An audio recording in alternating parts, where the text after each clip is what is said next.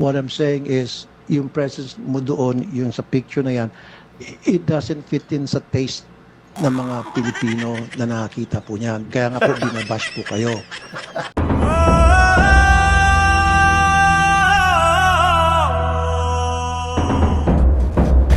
At eto na nga mga kababayan, Raffy Tulfo at Cristina Frasco nagsagutan sa Senado. Ang siste kasi, epal daw ang ate nyo. So meron kahabaan, puro karinderya sa, I think, sa highway ba ito? So sa taas, sana inilagay niyo po doon yung mga lugar na pwedeng pasyalan. I'm sure na dadaan dito yung mga turista kasi highway po ito. Sa halip na ilagay niyo po yung karatula doon ng mga places na pwedeng bisitahin, ang nilagay niyo po doon, puro apelyido niyo po. At eto pa, mga senador, mas mabilis pang nakakasuhan kaysa sa mga korap na congressman. Aba, ano kaya ang dahilan? Dalawang investigasyon na raw ang malapit ng mahinog para maging mga kaso. Kabilang sa mga iniimbestigahan si dating Public Works Secretary at ngayon Senator Mark Villar, Senator Chis Escudero at Senator Joel Villanueva. They're under investigation. Maybe the case of Senator Villanueva is a little more advanced than Senator Escudero. It's moving. It's moving. At eto naman, Vince Dizon, mainit sa Bicol Region. Pero yung Ilocos Region, mukhang ayaw niyang pag-usapan. Aba, bakit naman? May mag-iimbestiga kung bakit nagkaganito, pero meron ding mag-aayos at magtatapos. Kasi importante matapos na, isipin mo, 5 taon na ito. Pag-uusapan po natin lahat ng yan. Maya-maya lang, mga kababayan.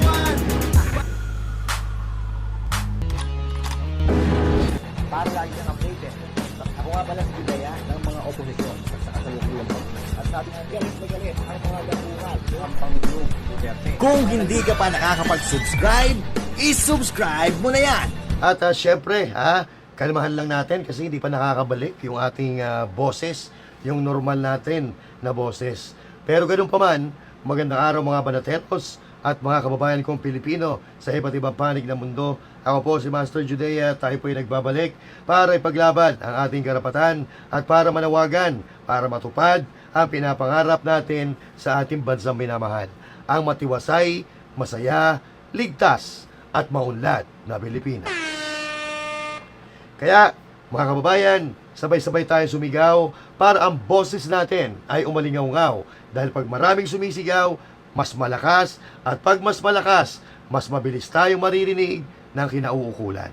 Kaya, tara na mga kababayan, banatan natin ang mga animal, ang mga tiwali, mga magnanakaw, at lahat ng mga nagpapahirap sa ating bayan. Lalaban tayo! Okay? Pero, bago tayo magsimula, huwag kakalimutan na mag-subscribe sa ating YouTube channel, mag-follow sa ating FB page, at syempre, huwag din kakalimutan na mag-comment, mag-share, mag-like sa ating mga video na ina-upload para mapanood naman ng iba. So kaya ano pa iniintay mo? Aba, i-share mo na yan. Oo. At eto na nga, unang arangkada, Raffy Tulfo at Cristina Frasco nagtagisan ng taleno? Nagtagisan ng kaipalan sa Senado. Si Raffy Tulfo, always grandstanding ang peg dyan sa Senado. Pero pagdating sa usaping nakawan at malalaking katiwalian sa Pilipinas, abay, tikom ang bibig ng lolo. At eto namang si Cristina Frasco, yung mukha niya, lagi nakabalantra sa mga lugar na pampubliko, tulad ng mga paliparan at mga pasyalan sa Pilipinas. Model yarn. Eto na. Umpisa na po natin ang bakbakan. Sabi na, umpisa na eh. Ayun na. So bakit hindi na lang po model? Model na yan. taga mismo native po sa lugar na yon, nakilala sa lugar na yon. Why you? That photo was taken during my presence at the Yes, South I know, I Cotabato. understand. Yes. We don't have any fight on that matter. What I'm trying to say is, someone who's recognized in that community, in that place, yung kilala, kunyari, miss kung anong bansa. Ano bang lugar po yan? That's Lake Cebu. Cebu. Oh, how Lake Cebu. Yes. Lake Cebu in Cebu. In South And Cotabato. so, how about Miss Cotabato instead of you? Yes. Nakilala sa lugar na yan. Senator So, Tulfo, let me clarify. No, that, no, ma'am, let me finish Yes. first. Mm. Okay. So, talagang gina-justify pa nitong si Secretary Cristina Frasco yung picture niya na halos makikita mo sa lahat ng airport sa Pilipinas. No? So, talagang feeling ko dito, talagang tuwang-tuwa siya sa tuwing nakikita niya yung picture niya na nakabalandra. Eto pakinggan natin kung nagigets niya yung punto ni Raffy Tulfo. Hindi kita in-interrupt. So, bakit hindi na lang po yung isang native na kilala ng mga tao na kapag nakita nila, agad-agad maintindihan nila bakit siya nandyan as opposed to ikaw. Isa pa po. Ma'am, these are the things that I'm trying to voice out today. Nothing personal, nothing about you. These are the complaints that my office received, my action center received. They came to me and they talked to me and they told me everything I'm telling you now. Isa pa dito, meron sa isang, ano ba to? Pinakita sa amin na puro nakalagay Frasco sa isang sa Ninolan, Cebu. So, doon sa mga yung sa mga tabi-tabi na may mga eateries, mga karinderya. So, merong kahabaan, puro karinderya sa, I think, sa highway ba ito? So, sa taas, sana inilagay niyo po doon yung mga lugar na pwedeng pasyalan. I'm sure na dadaan dito yung mga turista kasi highway po ito. Sa halip na ilagay niyo po yung karatula doon ng mga places na pwedeng bisitahin, ang nilagay niyo po doon, puro apelyido niyo po.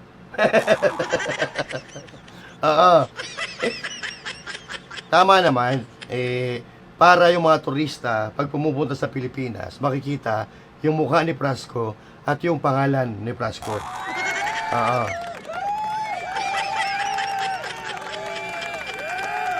Hindi mo pa tinodo. Sana nilagay mo na rin yung mukha ng nanay mo. Yari ka. Yari ka, Tulfo.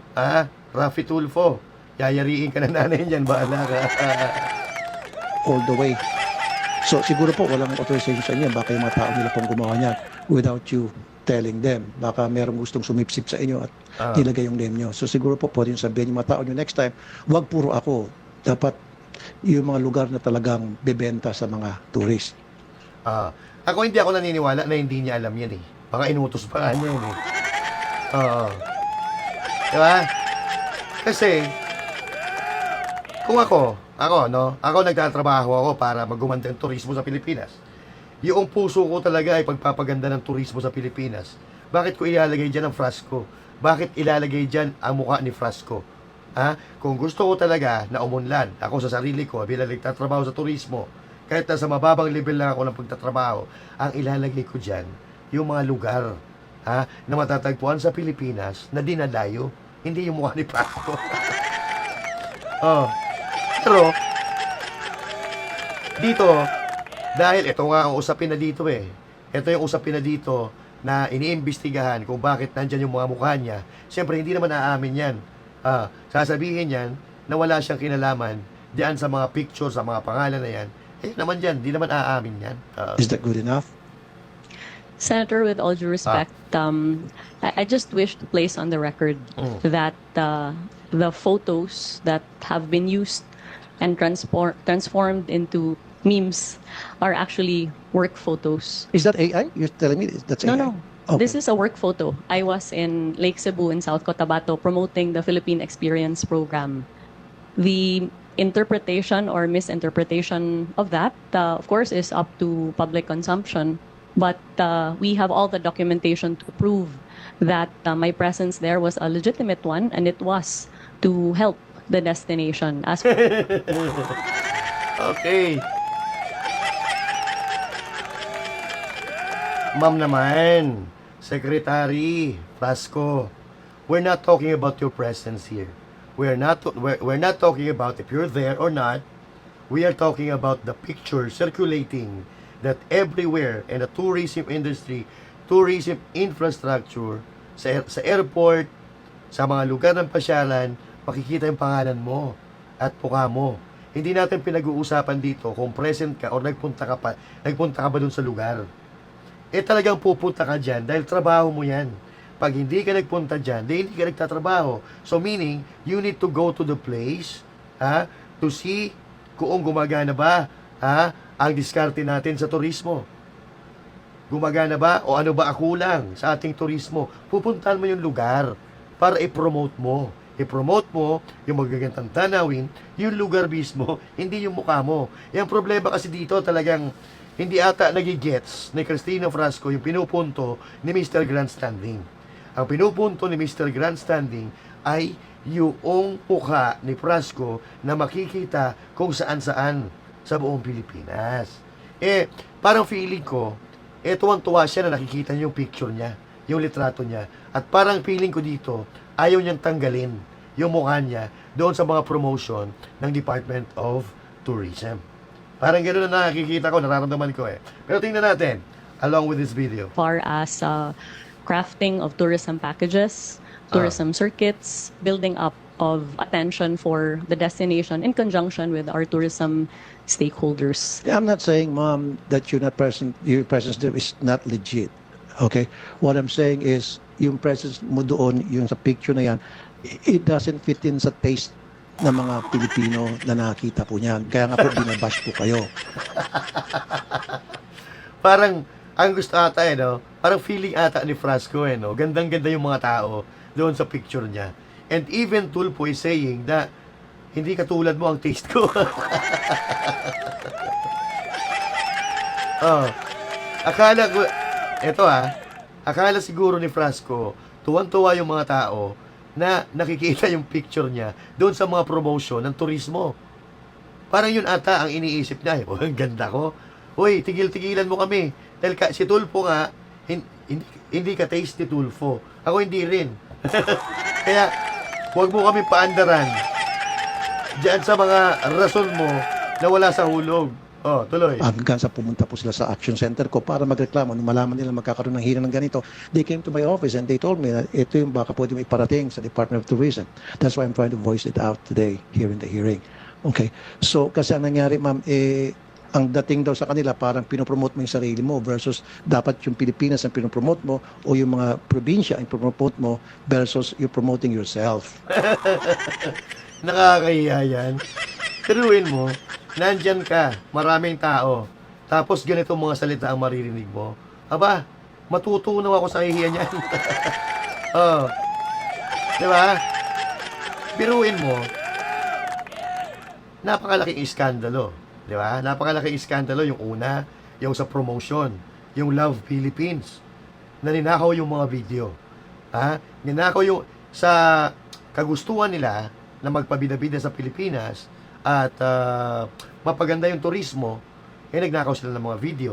Ang laki-laki ng pondo nyo dyan sa Department of Tourism, tapos nagnakaw kayo ng video.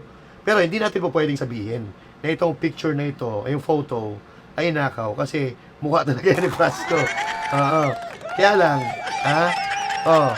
yung video, yung mga video na ninakaw nila, magaganda yon, magagandang tanawin talaga, in fairness naman doon.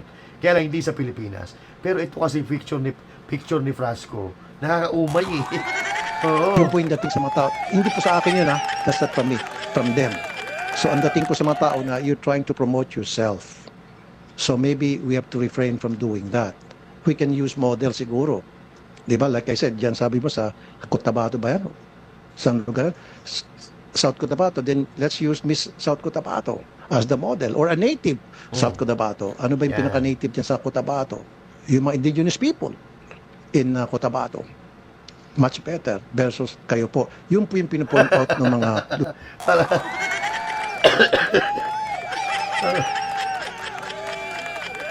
Parang hindi lang dinidiretso ni Tulfo pero parang ang ibig sabihin niya, dapat ang ipinapakita mo sa promotion, yung mga lugar, mga pasyalan sa probinsya, yung landmark ng probinsya, kung ano makikita sa probinsya, or yung mga native ng lugar ng probinsya, or yung mga pambato sa Miss Universe ng mga probinsya na yan.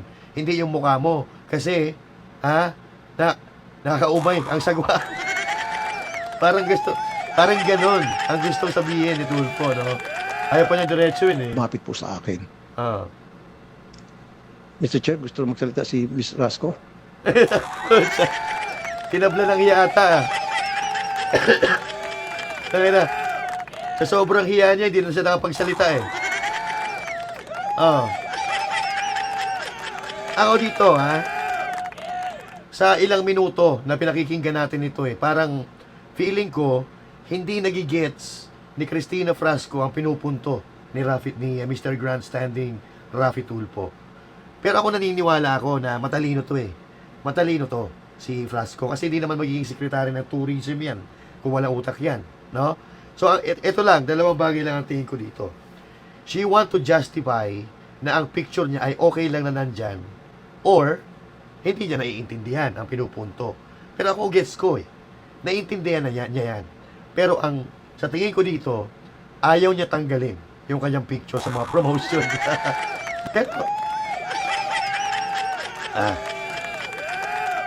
Pero tingnan natin kung ano yung sasagot niya. Sec, you want to respond?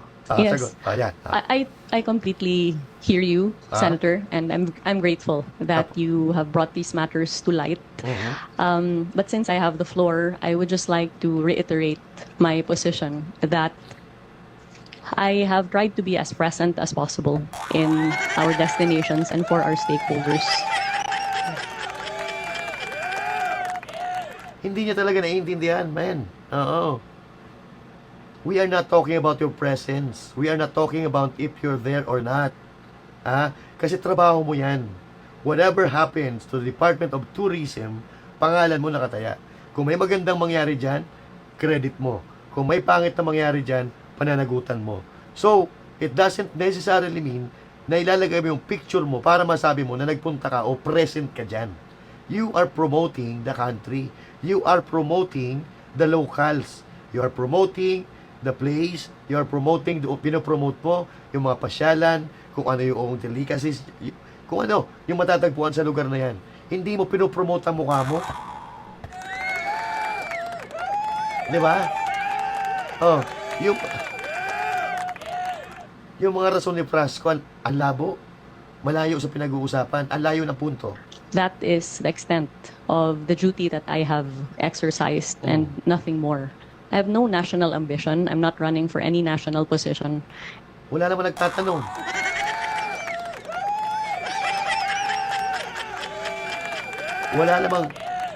Wala namang nagsabi na tatakbo ka. Eh ngayon pa nga lang eh. Secretary ka, and yet yung picture mo kung saan-saan nakabalandra, paano pa kaya kung tumakbo ka sa eleksyon at national position pa? And therefore, any accusation of self-promotion would fall flat because I am not running for any national position in 2028, and therefore, there would be no reason for me to promote myself.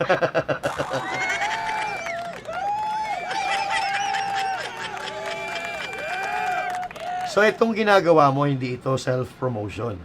Yung paglalagay ng picture mo, pangalan mo kung saan-saan parte ng Pilipinas, hindi yan self-promotion.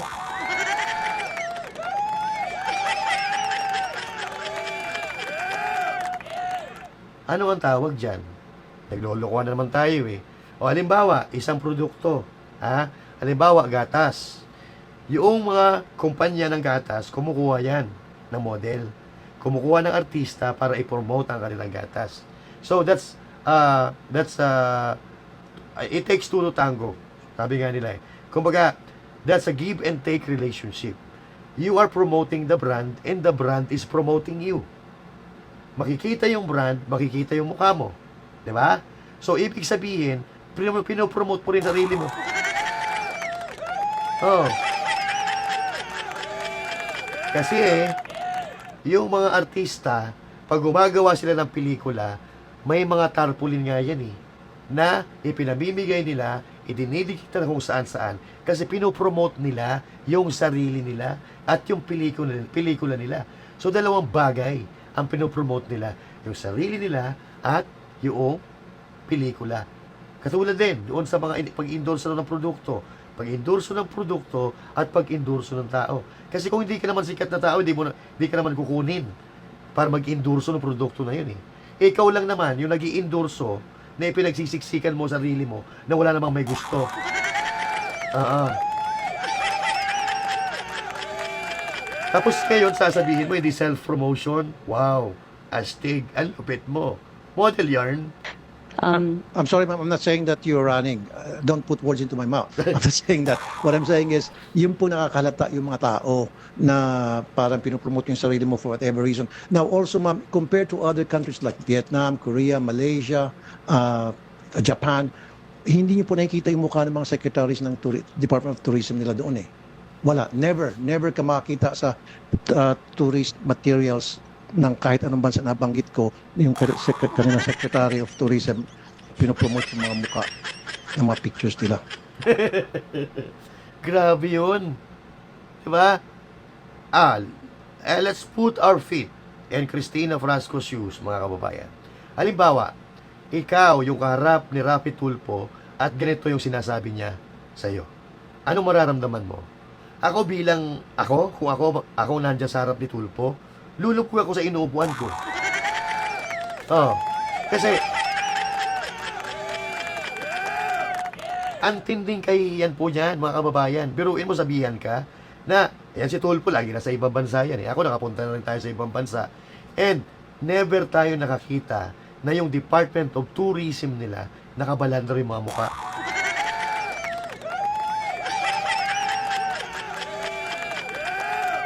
Ang mga nakalagay doon, yung mga tourist spots nila at yung mga kung ano talaga yung pinagmamalaki ng lugar nila, yun na nakalagay.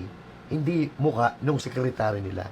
Kaya ako, hindi ko alam kung ano nararamdaman ni Frasco ngayon, pero kung ako, dahil ako mahihiya ako eh. Pero baka hindi na nahihiya ito mga ito. Oo. That's what the Yes. people that came to me. Perhaps if it is the pleasure of the senator that I no longer visit our destinations or that there be no coverage of the same, we can take that into serious consideration. But as far as Of my course, ma'am, understanding, Ang tanga.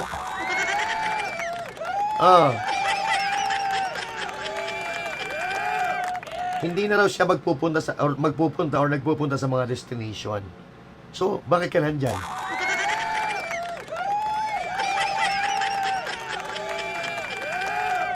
Actually, Secretary Frasco, you need to roam around. Kailangan mo umikot sa buong Pilipinas. Yan ang trabaho mo. To make sure that the tourism industry is doing well. Diba? Hindi yung pwede, hindi ka napupunta. At hindi rin naman pwede na pagpunta mo, automatic, yung picture mo nandun. Dahil tulad ng sinabi ko, kung ano mangyari sa Departamento ng Turismo, nakasalalayan sa'yo. Kung maganda man mangyari, kung mapangit man, sa pangalan mo nakaatang yan. Ikaw ang sasabihin ng mga tao. So, siguro naman, hindi mo na kailangan na maglagay ng mga picture mo kung maganda, ang sabi niyo maganda turismo sa Pilipinas. If maganda ang tourism industry sa Pilipinas, you don't need to put your picture in there. Because your work or your job will talk for you. Yung trabaho mo na mismo ang magsasalita para sa iyo. You don't need to put anything na mag-uugnay sa iyo dahil alam ng Pilipino na ikaw ang sekretary ng turismo.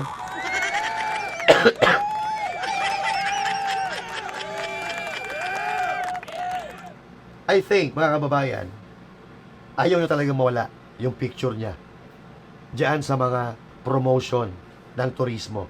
Yun ang nararamdaman ko eh. Kasi napakasimple lang yan eh. Yung diskusyon na yan, kung alam niya lang sagutin, tapos na kanina pa. Of course, ma'am, you can visit. Why not? Yeah, I would even, people will appreciate you going there so that may kita Tama. on the ground. Tama. Kung ano yung mga kulang, ano yung mga kailangang gawin, etc. But what we are saying here, ma'am, please, huwag mo i-promote yung sarili mo. Pupunta have mo not sa isang lugar, done kung ano yung mga kulang doon, punahin mo and then punuan mo. Yun po yung point ng mga netizens na lumapit po sa akin. Okay? It has nothing to do about you. It has something to do na may problema at sinasabi lang ko ano yung problema na dapat punuan natin ngayon. Senator, we would be also very happy to provide your office with all of the promotional efforts that we have made sans my face in Walang kaya ka talaga. Ano ba to? Gina-justify talaga niya na kailangan yung picture niya. Kailangan yung picture niya at para ito ang katunayan na present siya doon sa occasion na yon. Eh sabi nga ni Tulfo, naiinis na siya sa mukha mo. Tapos, padadalhan mo pa yung opisina niya ng mga picture mo. Mahina din. Mahina pick up nito. Yung antena, pakihabaan. The destinations covered in order to indicate that the Department of Tourism has not ever ceased from promoting our destinations, notwithstanding our very, very limited budget. Walang hiya talaga. Nadamay pa yung budget eh. Diba? Humaba. Actually, mahaba po yan. Siguro mga almost 20 minutes. Ang diskusyon na yan. Pero kung tutuusin, itong usapan na ito, tapos na to kahit 5 minuto eh. Kahit 1 minuto, tapos na yan. Para sasabihin ni Frasco, sige, mula ngayon, tatanggalin ko na yung picture ko. Mula ngayon, hindi nyo na makikita ang pangalan ko at ang mukha ko sa mga promotion ng Department of Tourism. Tapos ang usapan. Kaso ang problema, mukhang ayaw tanggalin ni Cristina Frasco yung mukha niya sa mga promotion. Diba? Ito si Frasco ang pinakauna excuse me, na tourism secretary, na halos umikot ka ng Pilipinas, makikita mo yung mukha niya, umaapaw sa kaipalan. Sa Bicol International Airport, pagbaba mo ng eroplano, pagpasok mo sa arrival, pagbaba mo ng escalator, makikita mo, mukha niya.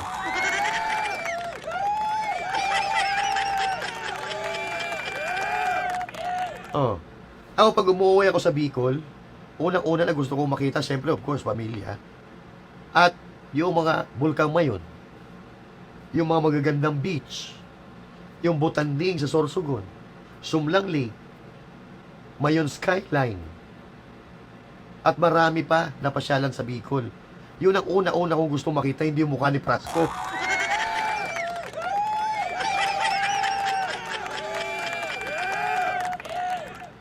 Galit na galit tayo doon sa mga e-politiko na nilalagay yung mga mukha nila kung saan-saan.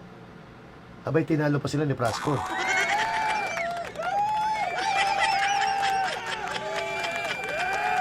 Hindi pa yan politiko lalo na pag naging politiko yan. Pag tumakbo yan ng national position, puta baka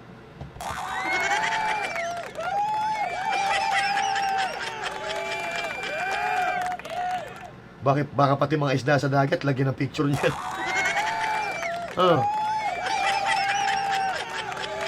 Diba? Ito na lang, sana nilubos-lubos mo na. Since dami mo naman picture dyan, mga pangalan mo, sana yung aeroplano, nilagyan mo na rin ng picture mo. Yung mga tricycle, nilagyan mo na sana ng picture mo. Diba? Yung mga bus, sana nilagyan mo na ng picture mo. Lubos-lubusin mo na. Malay mo, makaakit ng turista.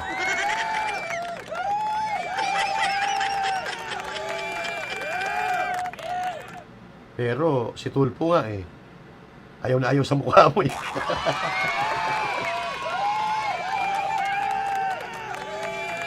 Diba? Arte-arte magsalita. Hindi na mabagay sa mukha. Alam mo, tama yung sinabi ni Tulfo, ni Mr. Grandstanding. Dapat, tinitingnan mo yung problema. Tinitingnan mo yung problema, solusyonan ang problema. Hindi yung, ikaw pa yung nagiging problema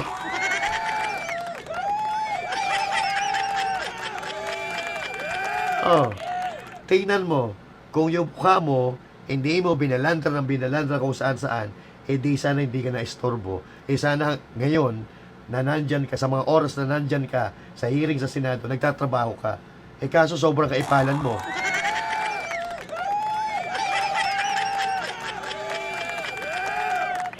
Alam mo, hindi yung mukha mo ang solusyon sa problema ng turismo. Ito ang problema. Panoorin natin ang problema. Sa pagpapatuloy ng road trip ni Public Works Secretary Vince Dizon, Albay at Sorsogon naman ang kanyang sinuyod. Puro kayo Kumuha road tayo trip. ng update sa Agenda Weekend Report ni Ian Maghanoy live mula sa Sorsogon. Ian, kamusta ang road trip nyo? George, nasa 3 lugar ang sinuyod ni DPWH Secretary Vince Dizon ngayong umaga o ngayong araw ng linggo simula kaninang alas 10 ng umaga. Mga nakatenggang proyekto ang naabutan ng kalihim sa kanyang paglilibot na agad din namang binigyan ng solusyon ng ahensya. May solusyon na, ha? Sakay muli ng shuttle si Public Works Chief Vince Dizon ngayong February 1. Pero sa pagkakataong ito, sa Albay at Sorsogon naman ang kanyang next destination, kasama ng kalihim si Bicol Governor Noel Rosal. So, ayan, mga kababayan, ha? Kung sa Ang sabi, si Noel Rosal, kasama. 1. Pero sa pagkakataong ito, sa Albay at Sorsogon naman ang kanyang next destination, kasama ng kalihim si Bicol Governor Noel Rosal. Ayan, si Noel Rosal. Kita mo na, Cristina Frasco, yaan ang malaking hadlang sa ating turismo. At yung mga problema na yan, hindi yan masosolusyonan ng mukha mo. Total, ito, Cristina Frasco, larga ka rin naman ng larga kung saan-saan ka nagpupunta. Sana, imbis na ipinaglalagay mo yung picture mo kung saan-saan, sana, isinasuggest mo na lang yung mga lugar kung saan pangit ang kalsada at yung mga iba pa na infrastruktura tulad ng airport, mga daungan. 'Di ba? Kasi dinadaanan mo yan habang nagpupunta ka doon sa mga tourist destination. Sumbong mo. Sabihin mo kay Vince Dizon, hindi mararating ng turista na inaasahan mo kung ang mga lugar sa Pilipinas kung walang maayos na sasakyan, kung walang maayos na dadaanan. Maliban sana sa pagpapakyut-kyut mo, pag-ikot-ikot mo sa Pilipinas, sana ginagamit mo na rin yung inisyatibo mo na sabihin dito kay Vince Dizon na kasama mo sa gobyerno ang mga problema na nakakaapekto sa turismo katulad ng mga kalsada na dinadaanan mo na bako-bako. Nakapokus kasi kayo sa pagpapasikat Hindi kayo nakapokus doon sa solusyon. Hindi kayo nakapokus doon sa welfare or sa mararamdaman ng mga namamasyal. Nakapokus kayo sa kaartihan. Diba? Common sense lang. Common sense lang yan. Common sense lang. Pagka wala kang common sense, tapos wala ka pang utak, wala na. Oo. So, balikan natin. Yun, Cristina Frasco yung suggestion ko. Pero balikan natin si Dora the Explorer. Ay, sorry. Si Vince the Explorer pala. Si Vince Dizon. Balikan natin. Tingnan niyo po screen Nakalagay sa screen. Mga nakatenggang proyekto tumambad kay Dizon sa Albay at sa Sorsogon. Ipapakita ko sa inyo kung gaano kabayas at kagago ang balita na ito. Talagang tinatarget lang nila ang Bicol region dahil kay saldi ko at kay Senator Chis Escudero. Ginagamit pa nila yung media. Pero napansin ko yung kalukuhan nila dito sa balita na ito. Ito. Mamaya, ipapakita ko sa inyo. Kung saan kanilang sinuyod ang mga public works project sa lugar na hanggang sa ngayon ay hindi pa rin natatapos ang construction. Hindi maipinta ang mukha ng kalihim nang maabutan ng itsura ng under construction pa ring Bicol Regional Training and Teaching Hospital sa Legazpi City, Albay. 36% pa rin kasi ang completion rate nito nang simula ng proyekto ng 2023. Makikita lamang sa proyekto ay ang mga nakausling abang na steel bars at 5 abang na flooring na dapat ay 10-story building base sa initial construction plan ng ospital. Ayon sa gobernador, naantala ang construction ng gusali dahil sa binagong design ng Department of Health sa tinatayang ospital. Sige, go. We'll commit to finish this by end of 27 or early 28. So ayan, tumira na naman si Dizon. Mga Bicolano, tandaan nyo. Itagaan nyo sa bato to. 27 or early 2028. Sisingilin natin si Dizon dyan. Alam nyo mga kababayan, totoo naman na malaking tulong yan sa mga Bicolano, sa mga kababayan natin dyan sa Bicol. Yaang hospital na yan. Kasi kung may sakit sila sa baga, may sakit sa puso, at kung ano-ano pa, may specialized hospital na sana. Paano matatapos yan? Kung yung pondo ninanakaw na ninanakaw. Diba? At yan po yung hospital na pinagmalaki ng mga supporter ni Marcos, mga supporter ni Romualdez. Ang sabi nila dati, tingnan mo, yung Bicol, kalaban niya ng mga Marcos, si Lender Robredo. Pero tingnan nyo, inuna pang pinatayo ng hospital.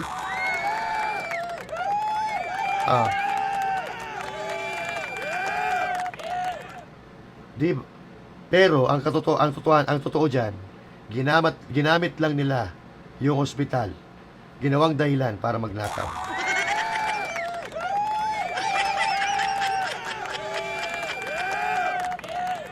Kung hindi yan ninakaw, hindi sana tapos na yan. 'Di ba? That's provision for 10th floor, pero ilang floor pa lang sabi? 5th floor pa lang.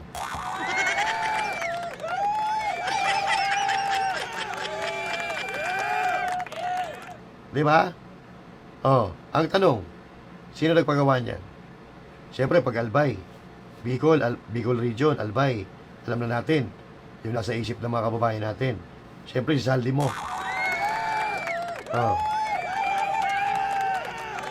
Si Saldi mo at si Romualdez. Noong araw, na pagpunta ni Romualdez dyan, sa BRTTH, dyan, sa Bicol Regional Training Hospital and Training and Teaching Hospital, ang daming tao yan sa hospital. Nagpunta kami dyan dahil yung kakilala namin, nagkataon na nasa Bicol kami nagbabakasyon. Yung kakilala namin na-confine.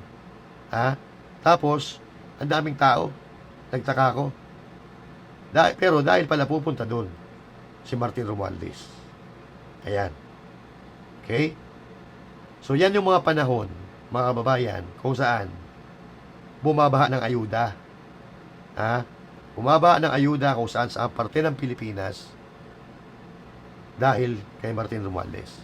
Pero dito, sa post na ito, bakit March 13, 2024, ang sabi, sa isang Facebook post ngayong Lunes, Mayo 13, nagbigay ng update si Ako Bicol Party List Representative Saldico sa itinatayong legacy building sa Albay na magbibigay ng ekspertong gamutan sa mga Bicolano upang hindi na nila kailangan lumuwas ng Metro Manila para magpagamot.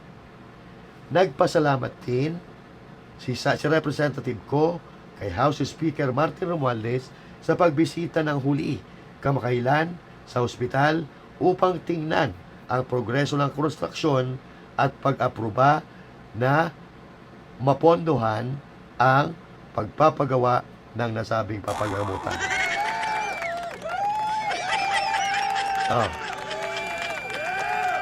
Sino nagpondo? Martin Romualdez. Kaninong initiative? Kay Saldico. And that very day, I was there when Martin Romualdez was there. Nandun, may kakilala kami naka-confine doon. Then, masok kami, ang daming tao, darating daw si Romualdez. Kaya doon yung umugong ng mga tao, akala mamimigay ng ayuda eh. Pero ang sabi ng mga tao nandun, dumating si Romualdez, nag-ikot-ikot, nag-picture-picture, dinaanan lang yung mga pasyente na nakahiga doon sa hallway. Tapos, umalis na.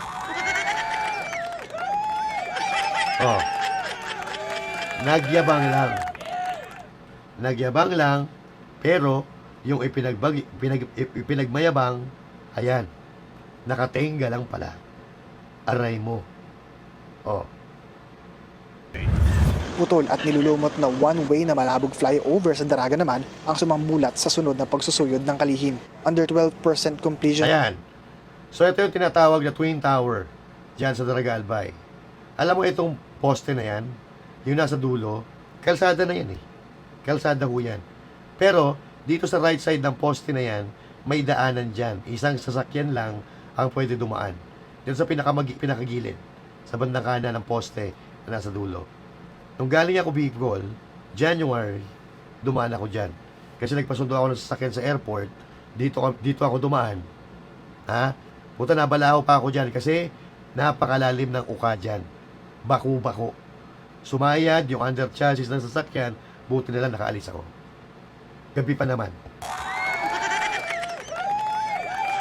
Rate pa lang kasi ang proyekto ng simula ng construction nito noong 2021. Ang 159 million pesos na flyover sana ang magsisilbing exit route ng Bicol International Airport. Ayan. So nakikita nyo, kaya tinawag na Twin Tower yan kasi may dalawang tower dyan po sa gitna ng kalsada. At tandaan nyo ha, eto po na expressway na ito, overpass na ito, ay exit lang yan. One way lang yan. Walang hiya. Gumawa na sila ng overpass na ganyan. Tapos one way lang. Tapos ang siste dito, mga kababayan, yung dulo niyan, kalsada. Tapos dulo din ito, kalsada. At nasa tapat ng poste, kalsada. So bakit gagawa pa ng ganyan? Kung pwede naman, yung kalsada doon sa likod, idugtong sa main road. Diyan sa main highway. Nako, ibang klase talaga. Sa mga papunta ng Daraga. Pero hindi na nagtaka si Dizon sa kawalan ng progreso ng flyover, gayong ang Diskaya-owned Alpha and Omega General Contractor and Development Corporation at co-owned Hightone Construction and Development Corporation ay may mga nakabimbing kaso bilang mga kontratista. Hindi na tayo magtataka. Noong 2020, phase 1 is Hightone, phase 2 Hightone, phase 3 Diskaya, Alpha and Omega. Kaya ang plano ng ahensya, i-terminate ang kontrata at agad isailalim sa panibago. Kanina yung high tone, di ba isaldi ko yun? Di ba? If I'm not mistaken. Ang bidding process nang matapos na ito bago mag-Setyembre. May mag-iimbestiga kung bakit nagkaganito, pero meron ding mag-aayos at magtatapos. Kasi importante matapos na. Isipin nyo, 5 taon na ito. Sa Morera, Ginobatan, tumambad naman sa kalihim ang baku-bakong kalsada na siya ring landslide-prone area. 90 million pesos ang ilalaang budget upang tuluyang maisaalas ang kalsada bago matapos ang March. Grabe ang kalsada na yan eh. Pababayan galing Ligaw. Actually, Ginobatan na yan eh. Pababa, papuntang sentro ng Ginobatan, Albay. That place is really grabe yan. Lubak-lubak talaga. At ang dami na aksidente dyan. Nakakatakot, nakakabuisit. Kasi, ang tagal na yan. George, hanggang sa mga oras nga na ito ay nagpapatuloy ang biyahe ng DPWH papunta naman ng Calbayog sa Samar, lulan ng isang Roro vessel para sa nagpapatuloy na Maharlika Road Inspection bukas. Niyang din ni Public Works Chief Vince Dizon kanina na dapat nang madaliin ang konstruksyon ng mga proyekto bago matapos ang mahal na araw sa Abril. Samantala, pasado alas 6 naman ng hapon sa Matnog Port sa Sorsogon ay nangako naman si Transport Chief Giovanni Lopez ng 300 million pesos na pondo upang resolbahin ang transmission lines ng National Grid Corporation of the Philippines na siyang naglilimit sa Bicol International Airport. So ngayon, bukas ay itutuloy ng DPWH ang inspection ng Maharlika Highway sa Samar at Tacloban. Yan muna ang latest mula dito sa Sorsogon. George? Well, Ian, hanggang kailan ba yung pag-inspect ni Secretary Dizon dyan sa Maharlika Highway sa bahagi kamo ng Samar? Yes, George. Magtatagal ang inspection na to ng Maharlika Highway ng DPWH hanggang bukas na lamang February 2. George?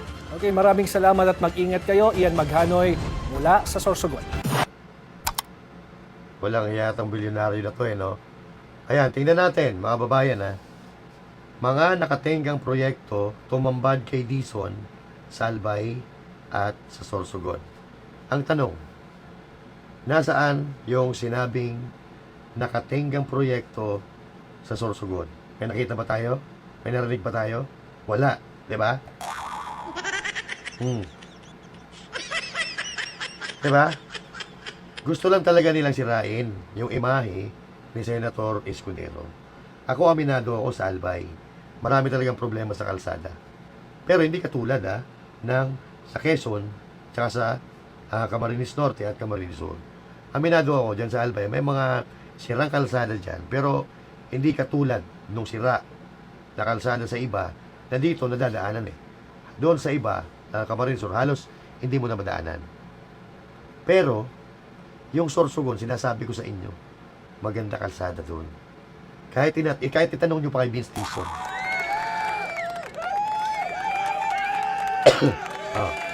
So, nasaan yung sinasabi nyo nakatenga na proyekto sa Sorsogon? Diba? Wala kayong masabi sa kalsada ng Sorsogon, diba? Kasi ang ganda, ang plastic nyo. Etong balita na to, mga babayan, February 1 pa yan. Noong linggo. Napanood ko na tong balita na to. Pero, hinihintay ko kung saan parte ng Sorsogon yung sinasabi nila na nakatengang proyekto. Pero ngayon, Miyerkules na, wala pa rin sila pinapakita. Diba? So, ano nangyari sa inyo, bilyonaryo? Paldo na rin ba kayo? Ha? At dito, mga babayan, kung makikita ninyo, talagang tinatrabaho nila ang Bicol Region. Tinatrabaho nila dahil nandyan si Saldico, nandyan si Escudero, dalawang Bicolano. Diba? Pero, maniniwala pa ba tayo? Ha? Na walang alam si Romualdez dito sa mga nangyayari na to. Diyos ko naman, magtatanga-tangahan ba na naman ulit tayo? Malamang, alam ni Romualdez yan. Kasi, hindi naman gagalaw si Saldico kung walang basbas ni Romualdez. At doon sa ospital, nung bumisita mismo si Romualdez, nagpasalamat si Saldico, di ba? Pero ang tanong, may ipinakikita ba sila o ipinakita na ba sila na ebidensya na magdidiin kay Escudero at sabihin na may kinurakot siyang pondo sa DPWH or sa infra project? May nakita ba tayong ebidensya? Wala. Pero, ito ngayon ang problema. Ito ang problema. Malaki. Kapapasok lamang na balita, pinakakasuhan na ng Senate Blue Ribbon Committee ang ilang mga dati at kasalukuyang opisyal na dawit sa flood control scandal. Kabilang dito sina Senators Jinggoy Estrada, Joel Villanueva at Chis Escudero. Bukod sa administrative cases, liable din daw sila sa malversation of public funds, direct bribery, at plunder. Gayon din sina resigned Congressman Saldico, dating Senador Bong Revilla at former Representative Mitch Cahayon Uy. Recommended for charges din sina dating DPWH Secretary Manuel Bonoan, late Undersecretary Maria Catalina Cabral, DepEd Yusek Trigiv Olaivar at Maynard Mu. Maging ang ilan pang mga pangalan na lumutang sa Blue Ribbon Probe tulad nina Carlene Villayap, John Paul Estrada at Mark Tiksay. Ayon, Mark Tiksay, John Paul, Tribe, yan yung mga bata ni Saldico tsaka ni Romualdez, di ba? Na-vlog na natin yan dati. Na-vlog na natin. So ayan, may mga kaso na yung mga senador. Kakasuhan na raw Pero, yung taong bayan, walang nakikita na ebidensya na magdidiin sa kanila.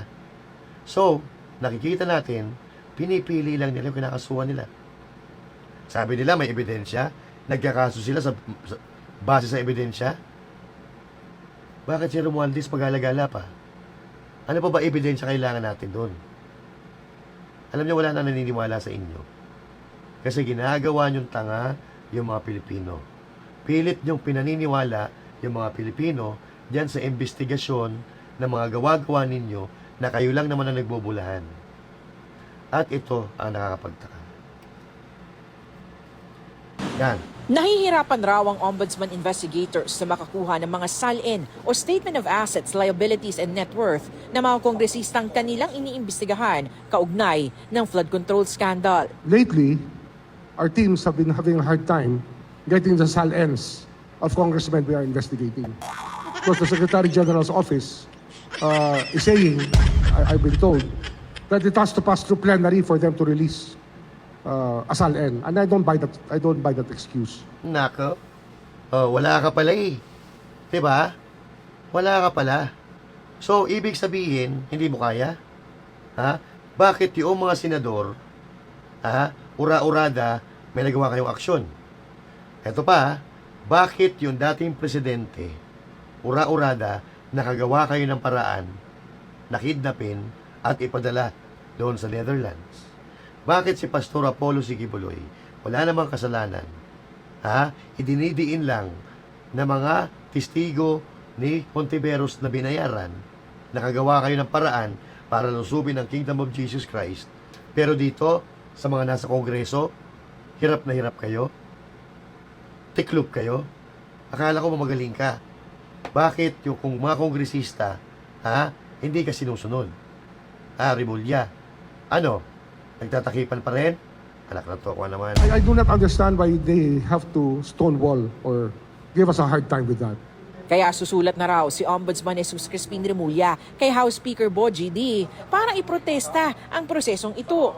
Nais rin niyang masilip ang umano'y conflict of interest sa investigasyon ni House Sec Gen Cheloy Garafil. The Secretary General now used to work for some of the people we're investigating. That's why we are seemingly we're just harboring suspicions that they may be protecting people, and I don't. Ayan ang sinasabi natin. Kunyari, wala rin siyang alam. Nakita-kita naman natin. Kami mga Pilipino, alam namin bakit yung mga senador ang bilis yung nakagawa ng aksyon. Bakit dyan sa mga congressman? Hirap na hirap yan.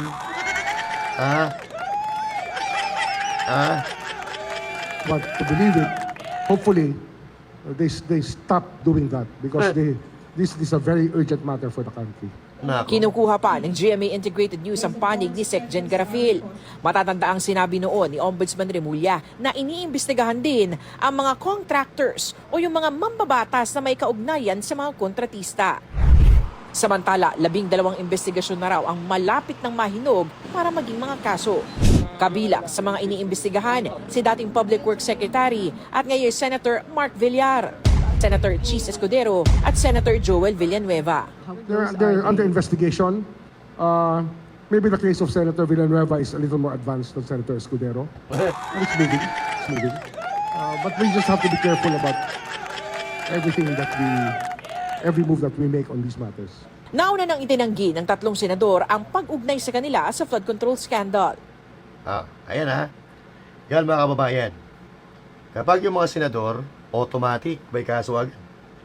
Pero yung mga kongresista, nasangkot talaga sa anomalya dahil doon sa kanila nagkagaling yung pondo. Doon sa kanila nagkagaling yung pera. Si Martin Romualdez ang hari nila. Diba? Pero hirap na hirap silang kunin yung mga salin. Bakit? Nagtatakipan ba? Kakausapin ni Remulla, si Bogie D. Walang hiya. Bata rin naman ni Romualdez yan Sila pa rin naman nag-ano dyan Nagkukutsabahan Anak ng toko naman, ginagawa naman tayo mga tanga nito Bakit sa Senado ang bilis-bilis? Pero sa Kongreso, tiklop. Bakit? Dahil ba nandun? Yung mga kaalyado, nila Remulla, ni Marcos Jr. at ni Romualdez? Kami nagtatanong. Kasi, bakit gano'n ang nangyayari? Diba? Kitang-kita natin kung sino mastermind dito, pero putang ina, nagbubulag-bulagan tayo. Diba? At hindi na naman ngayon maiiwasang isipin ng mga tao na talagang pinagtatakpan ninyo. Ang daming nangyayari Maglalabas kayo ng mga issue na wala namang katuturan. Maglalabas ng mga pampaingay para matakpan yung tunay na pinag-uusapan. Tulad halimbawa nito, yung isang vlogger, para lang hindi masaktan kung amo ba niya yun, si Romualdez. Para hindi masaktan si Romualdez, maglalabas siya ng kung ano-anong katarantaduhan. Kaya so ito, yung nasa screen na babae, kabit ni ganito, ni General, ni ganyan. Walang yan, nagpapaniwala kayo sa butangerang yan. Nagpapaniwala kayo dyan na puro lang naman chismis ang alam yan. Diba? Kilala ko ang girlfriend, kilala ko ang boyfriend ng babae na sinasabi niya, nakabit na isang general. Kilala ko boyfriend niyan. At halos araw-araw siguro magkasama yan. So ano yun, nalusutan? Nalusutan ng general? So yung issue na yun, nag-ingay ng konti, Pero dahil nga hindi totoo, namatay agad yung issue. Diba? Pero, they are trying. They are trying to smoke screen. They are trying na pagtakpan yung tunay na mastermind. Amo nyo ba si Romualdez? At hindi nyo mabanggit-banggit? At gagawa kayo ng mga istorya na walang torya? Eto na may kabit. Kaya ganyan daw yung mga ganyan. Nilalait yung physical appearance dahil may ganito, may kabit, may ganyan. Walang hiya kayo. May hiya kayo sa pinagsasabi nyo. Dahil, once again, sasabihin ko, kilala ko ang boyfriend niyan. At malamang kilala nyo rin yun. Matinong tao, boyfriend niya. At hindi yun babayag na yung girlfriend niya, kinakabit-kabit lang na isang general. Maniwala kayo. I hate drugs. Walang hiya. Sabi ko sa dali lang yung vlog na to pero inabot tayo ng almost 1 hour. Sana bukas may boses pa rin tayo. Wala na nga yung paos kasi kagabi wala talaga wala nang lumalabas na boses. Pero sana tuloy-tuloy na at magkita-kita tayo bukas. Kung meron kayo, komento sa napag-usapan natin ngayon, comment nyo dyan. Usapan natin yan sa susunod na talakayan. And again, my name is Master Judea saying thank you, God bless you all, and to God be the glory. Thank you. Bye-bye.